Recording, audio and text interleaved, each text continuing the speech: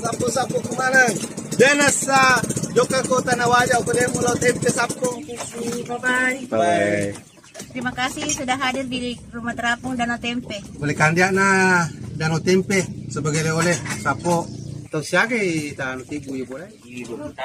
Lebih 20 tahun. Pak, wasa nih pemerintah biasa bangunnya.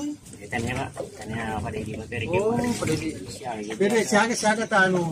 Ini satu Pak, belum mendidik kawan. Lagi 100 5 bulan aja.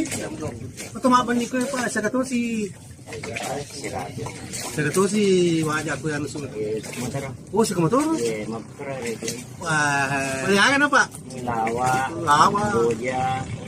Wah, Soalnya ya Pak Made. Tapi kalau tuh boleh cacing. boleh capek nih. Kelona Pak. Harga. Oh, ini batu-batu di. Jadi tanah ki, boleh ki batu-batu, tanah menek. Oh, telepon menek di. Setelah wawancara dengan Pak Noki, kami diundang masuk. Nah, inilah suasana atau keadaan di rumah beliau di dalam. Boleh asal nih. Pating. Oh, landra ya, landra. Landra. Apa na tesoy? Kasi ba di ka sopa baja ko de choy. Soy. Iya. Como que sini ba di soy? Sangat sok. Si soy Pak. So.